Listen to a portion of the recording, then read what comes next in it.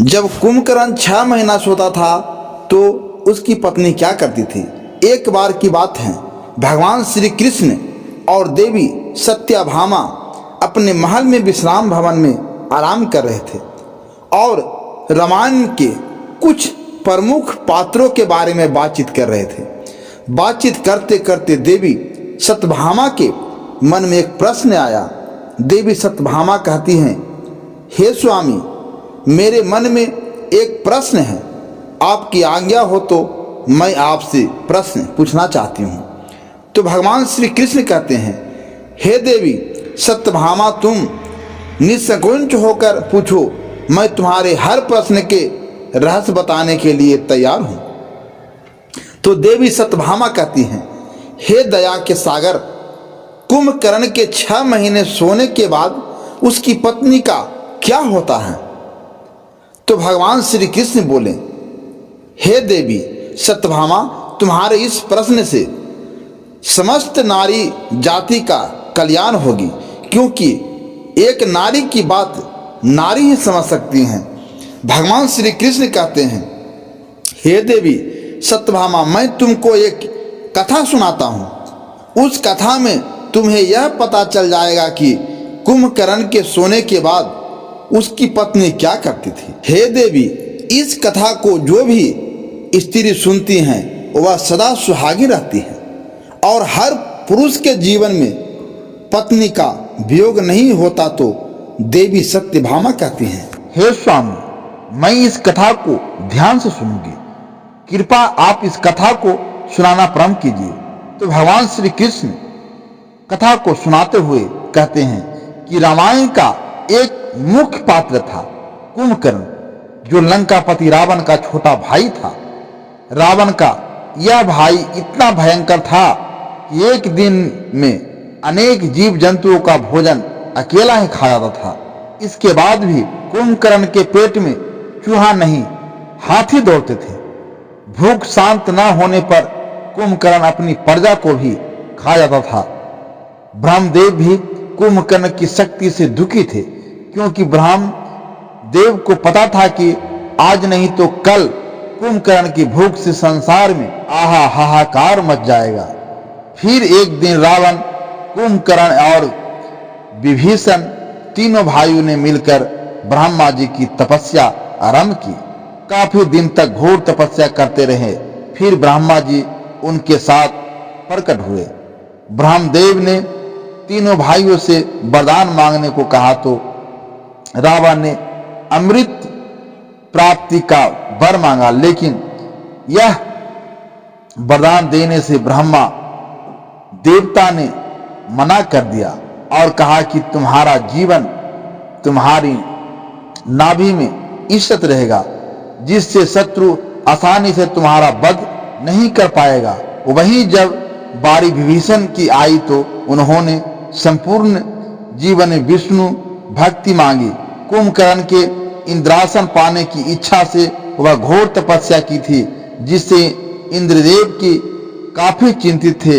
इंद्रदेव अपनी इस चिंता के निवारण के लिए देवी सरस्वती के पास पहुंचे और उनसे विनती की, आप कुंभकर्ण की मति फेर लीजिए, जिससे वह इंद्रासन न मांग ले। इंद्रदेव की व्यथा सुनकर देवी सरस्वती कुंभकर्ण की जीभा पर बैठ गई और जब ब्रह्मदेव ने कुंभकर्ण से वर मांगने को कहा तब कुंभकर्ण ने इंद्रासन की जगह निद्रासन मांग लिया। इतना कहते ही ब्रह्मदेव ने तथास्तु कह दिया, लेकिन रावण और विभीषण ने ब्रह्मदेव से विनती करी और कहा कि यदि ये आजीवन सोता रहेगा तो संसार का सुख कब देखेगा। यह सुनकर महादेव ने 6 माह बाद एक दिन कुंभकर्ण को जागने का दे दिया और अगले दिन से 6 महीने तक सोने का कह दिया। सोते रहने के वरदान के साथ साथ ब्रह्मदेव ने यह चेतावनी भी दी थी कि यदि कोई समय से पूर्व कुंभकर्ण को जगाए तो वह दिन कुंभकर्ण का अंतिम दिन होगा। इतना कहकर ब्रह्मदेव अंतर्ध्यान हो गए। ब्रह्मा जी के वरदान के अनुसार कुंभकर्ण 6 महीने सोता था, फिर एक दिन जागता था। और फिर 6 महीने सोता था। इस वरदान के बाद कुंभकर्ण सो गया तो 6 महीने बाद उठा तो पूरी लंका में हाहाकार मच गया, क्योंकि उसका शरीर एक विशाल पर्वत की तरह था और उड़ते ही उसे भूख लगी। सबसे पहले उसने लंका में खाना ढूंढना शुरू किया। उसने लंका की वाटिका से फल तोड़कर खा लिए। सभी फल खाने के बाद भी उसका पेट नहीं भरा तो उसने लंका से बाहर जाकर लोगों को खाना शुरू किया। कुंभकर्ण का शरीर बहुत बड़ा था तो वह आदमियों को अपनी एक उंगली से उठा लेता था और उठाकर अपने मुंह में चबा लेता था। फिर रावण ने मंदोदरी से विवाह किया तो उसके बाद रावण ने बलि से अपने भाई कुंभकर्ण के लिए उनकी कन्या बर्जबला का हाथ मांगा। बर्जबला बलि की पुत्री थी और बलि विरेचन का बेटा था। वामन अवतार में जब भगवान विष्णु ने बलि से 3 पग धरती मांगी थी तो उसे समय बर्जबाला वहां थी और इन सब को देखने के बाद बर्जबाला एक शक्तिशाली कन्या बन गई थी। उसी हथियार बनाने की अच्छी समझ थी। रावण के बोलने में कुंभकर्ण और बर्जबाला का विवाह हो गया। बर्जबाला कुंभकर्ण के साथ लंका आ गई और लंका में बड़े बड़े अस्त्र शस्त्र बना रही थी। कुछ समय के बाद बर्जबाला और कुंभकर्ण के 2 बेटे हुए, जिसका एक का नाम कुंभ और दूसरे का नाम निकुंभ था। इसके अलावा कुंभकर्ण ने 2 विवाह और किए थे और यह दोनों विवाह उसने अपनी मर्जी से किए थे। कुंभकर्ण की दूसरी पत्नी का नाम करकटी था। करकटी एक राक्षस की पुत्री थी जो सह्याद्री की राजकुमारी थी, जिस पर कुंभकर्ण मोहित हो गया था और बाद में कुंभकर्ण ने करकटी से विवाह कर लिया था। करकटी से कुंभकर्ण के पुत्र भीमासुर का जन्म हुआ, जो कि एक क्रूर राक्षस था। करकटी कुंभकर्ण के साथ लंका में नहीं रहती थी, वह पर्वत में रहती थी और अंत तक वहीं रही। कुंभकर्ण का तीसरा विवाह कुतुबपुर के महादेव नामक राजा की बेटी तड़पमाला से हुआ था, जो बाद में लंका में ही रह रही थी। कुंभकर्ण की पहली पत्नी बर्जबाला को रावण ने लंका की शस्त्र बनाने वाली सेवा का सेना नायक बना दिया, क्योंकि उसे शस्त्रों के बारे में बहुत ज्ञान था। इसलिए वह अपनी सेवा के साथ शस्त्र बना रही थी और कुंभकर्ण की तीसरी पत्नी तड़पमाला उसके लिए 6 महीने तक भोजन बनाती थी, ताकि जब कुंभकर्ण उठे तो उस भोजन को खाकर उसकी भूख मिट जाए। दोस्तों, रावण और कुंभकर्ण शुरू से राक्षस नहीं थे, एक श्राप के कारण वह राक्षस बने थे। धर्म ग्रंथों के अनुसार भगवान श्री कृष्ण के दरबार में जय और विजय नामक के 2 द्वारपाल थे। एक बार सनक, सनद, सनातन और सनत कुमार नामक के 2-4 मुनि भगवान श्री विष्णु के दर्शन करने के लिए आए थे। उस समय जय और विजय नाम के श्री विष्णु के 2 पहरेदार थे। उनकी हंसी उड़ाते हुए उन्हें रोकने का प्रयास किया। इससे वे चारों मुनि बहुत गुस्से में आकर श्राप देते हुए बोले कि तुम्हारे कर्म को असुरों जैसे हैं, इसलिए तुम इसी सन असुर हो जाओगे। यह तुम्हारा कोई काम नहीं। इस पर जय और विजय को अपनी गलती का एहसास हुआ और उन्होंने उन ऋषियों से क्षमा मांगी।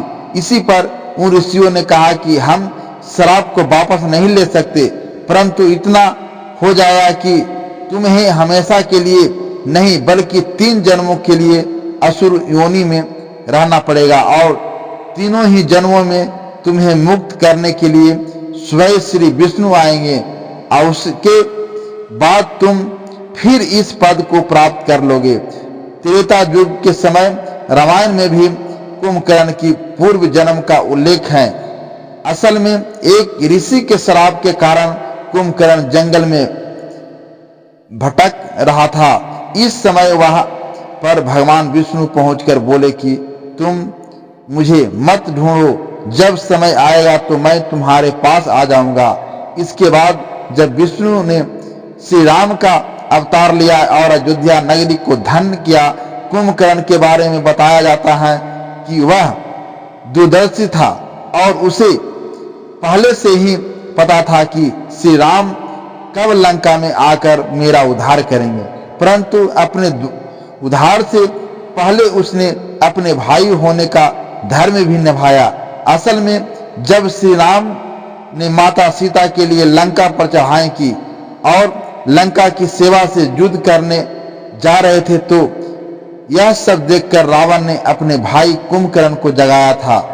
बहुत मुश्किल से कुंभकर्ण के जगाने के बाद रावण ने पूरी बात कुंभकर्ण को बताई थी कि कुंभकर्ण ने रावण को समझाते हुए कहा कि हे भ्राता, आपके पास पंच कन्याओं में पूजित संसार की सबसे सुंदर कन्या मनोदरी हैं, जो कि आपकी धर्म पत्नी है और मेरी माता समान भाभी हैं। इसके बाद भी आप जंगल में भटकते हुए एक स्त्री को हरण करके अपने राज में ले आए और उसे भी अपनी पत्नी बनाना चाहते हो, तो अभी भी वक्त है।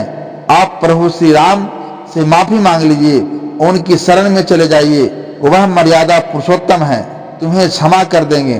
और इस पर रावण को कुंभकर्ण पर क्रोध आया और क्रोध पूर्वक कुंभकर्ण से बोला कि तुम्हें युद्ध नहीं करना हो तो मत करो, परंतु मुझे ज्ञान मत दो। तो कुंभकर्ण कहने लगा, भैया मैं तो समझ रहा था क्योंकि इसी में लंका की भलाई है, परंतु आप नहीं चाहते तो मैं अपने छोटे भाई होने का धर्म निभाऊंगा और श्री राम से युद्ध करूंगा।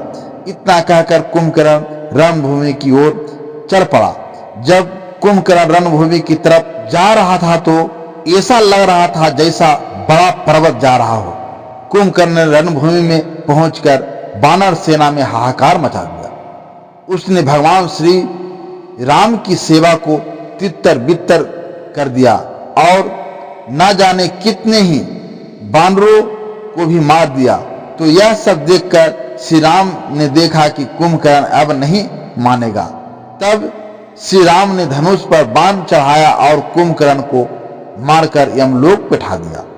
कुंभकर्ण के मरने के बाद रावण दुखी हो गया था, क्योंकि उसने अपने भाई को खोया था, परंतु रावण से ज्यादा दुखी कुंभकर्ण की पत्नी ब्रजमाला तड़ितमाला थी। वे सती हो गई, क्योंकि ब्रजमाला और तड़ितमाला दोनों ने श्री राम से प्रार्थना की थी कि उन्हें भी इस असुर योनि में मुक्ति मिल जाए। श्री राम जी ने बाद में ऐसा ही किया। तब भगवान श्री कृष्ण कहते हैं कि हे देवी सत्यभामा, कुंभकर्ण के साथ साथ उसकी पत्नियों को भी मुक्ति मिल गई। और इसी के साथ हमारी आज की कहानी की संपन्न हुई। दोस्तों, अगर वीडियो अच्छा लगा हो तो वीडियो को लाइक करें और हमारे चैनल को सब्सक्राइब करें और अपने दोस्तों में शेयर जरूर करें और कमेंट बॉक्स में जय श्री राम जरूर लिखें। धन्यवाद।